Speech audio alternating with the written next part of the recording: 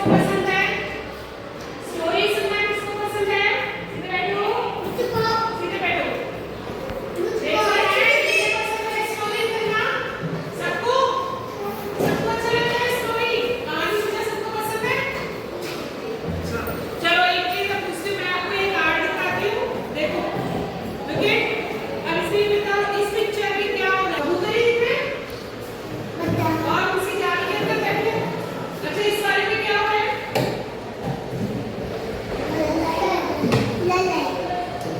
बहुत सारे कबूतर आ गए यहाँ पे, ठीक है।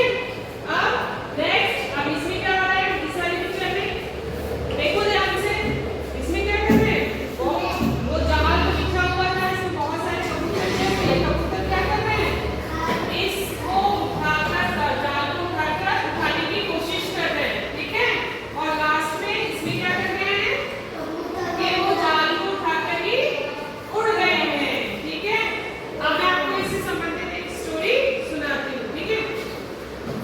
ये स्टोरी का नेम क्या है, टाइटल क्या है? संगठन में शक्ति, शक्ति, ठीक है। अब इसमें स्टोरी क्या है कि एक किसान था, ठीक है।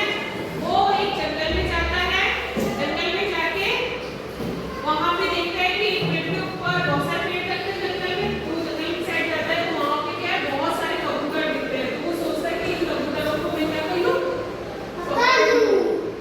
अब कबूतर को ऐसे रात में आएंगे, ऐसे पकड़ सकते हैं, वो उड़ जाएंगे।